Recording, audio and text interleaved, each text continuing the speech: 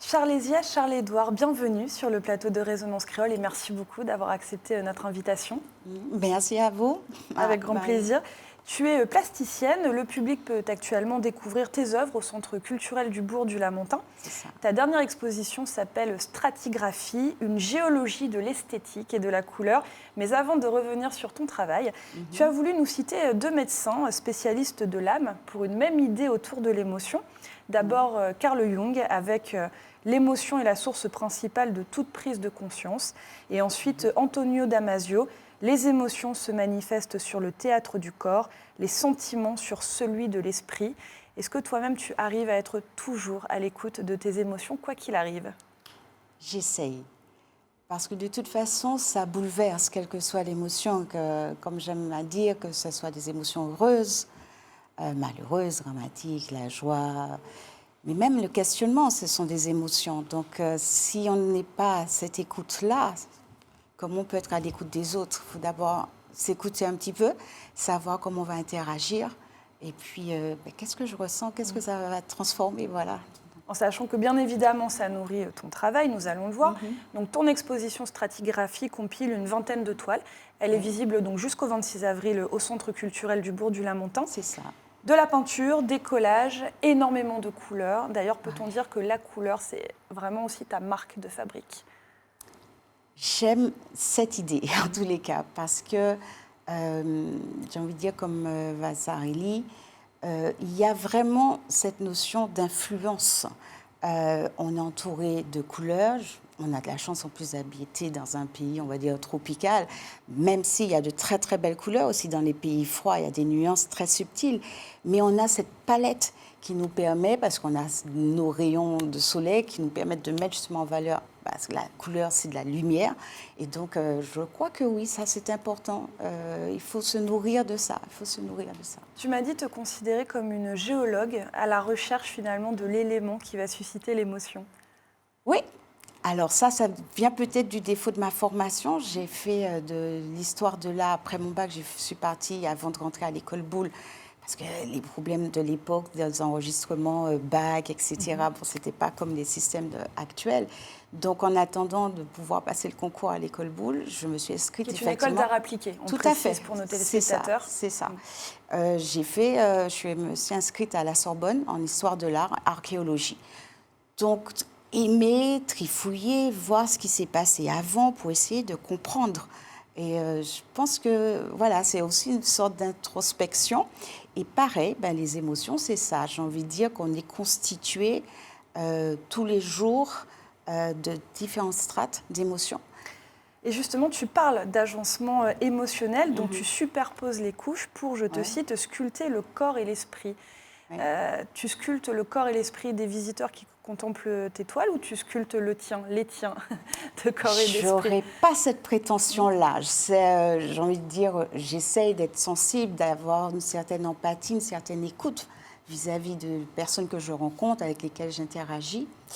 Maintenant, ce qui sort de ma production, d'office, c'est moi et certainement des influences des autres, certainement.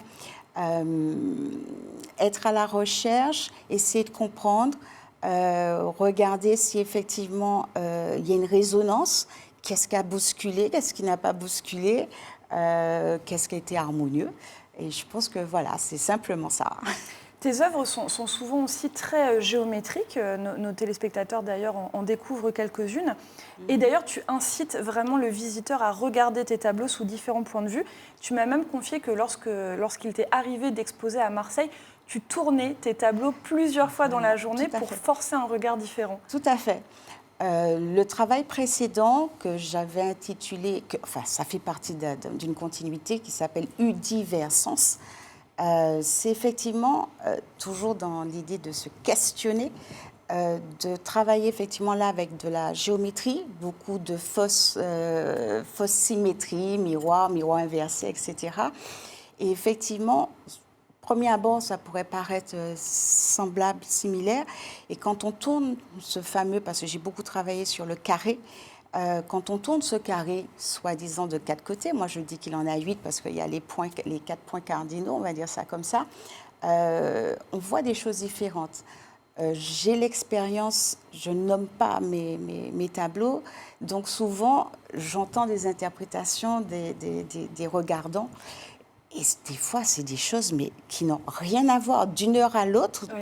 Dans la même exposition, j'ai une interprétation, mais complètement différente d'un spectateur ou pas. Quoi. Comme quoi, on peut vraiment, comme tu disais, on émet ses propres émotions. Mais oui, puisque chacun, on a notre vécu. Donc, on a des traductions, on a des interprétations différentes. Ouais. Alors, tu exposes depuis 2022 à peu près au grand public, alors que pourtant tu peins tu crées depuis quasiment toujours. On peut même dire que tu es tombée dans la marmite étant petite, puisque tu n'es autre que la fille du plasticien François-Charles-Édouard.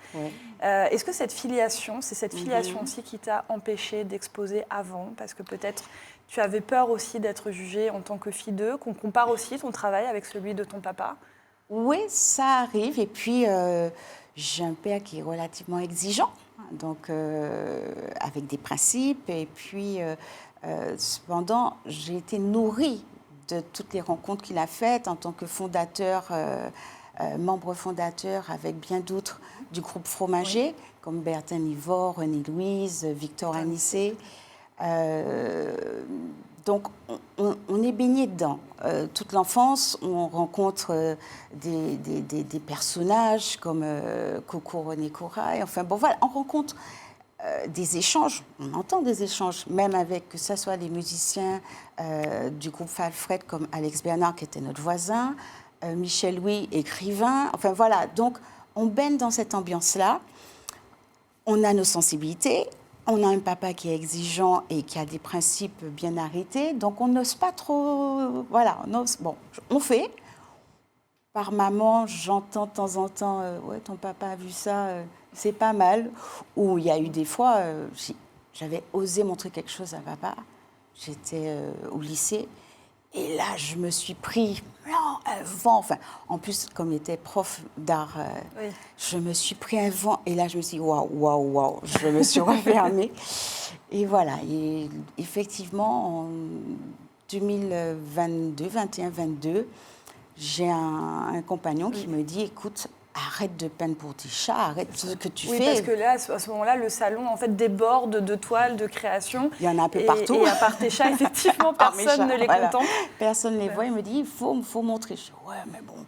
Et d'ailleurs, on peut dire que ce sont un peu tes parrains artistiques. Hein. Tu as cité Victor Anissé, Coco René Corail, Bertin Nivore. C'est eux qui te poussent aussi, qui te disent... J'ose appeler Bertin. Je lui dis, Bertin, donne-moi ton avis sur mon travail. Et effectivement, on se rencontre et il me dit vas-y, poursuis jeune fille. Ouais. Et puis voilà, pareil, Victor qui me dit viens à mon atelier, montre-moi 2-3 choses. Et on est resté toute une après-midi, enfin voilà, à discuter. Et puis là, je me dis bon, allez, ok, j'ose. Et aujourd'hui, après 3 ans d'exposition au grand public, tu oses montrer plus facilement ton travail à ton papa? Oui, ça y est, oui. Ça y est, tu as dépassé Oui, tout à fait. Alors, comme c'est des choses aussi... Je ne vais pas dire que c'est complètement différent, parce que, sachant comment lui aussi il a travaillé, je ne peux pas nier ses influences autour de la recherche minérale, de la nature, etc. Ça fait partie... Il y a des points similaires. Je vois que le fameux cercle que moi j'affectionne avec le carré, on le retrouve également dans les œuvres de papa. Mais oui, mais voilà, ça ne va pas être le même genre de couleur, ça va pas. Mais oui, là, ça y est, je me dis. C'est une continuité, mais avec ta propre personnalité. Tout à fait. Tu l'as dit, tu l'as évoqué pendant tes études d'histoire de l'art, tu as découvert le plasticien hongrois Victor Vasarely, considéré comme le maître, voire l'inventeur justement de l'art optique. Et lui aussi aimait beaucoup composer d'ailleurs autour de formes géométriques bien sûr et de la couleur. Tu parlais des influences de ton papa sur ton travail, mais on peut dire que lui c'est peut-être ta première inspiration? Oui, alors c'est des choses, quand on est... ado, on feuillette des livres. Il faut dire que j'ai la chance d'avoir un père qui nous a nourris intellectuellement. Entre les visites de musées, je suis issue, j'ai envie de dire, d'un couple domino et je suis fière d'avoir ce métissage culturel. Donc j'ai à la fois cette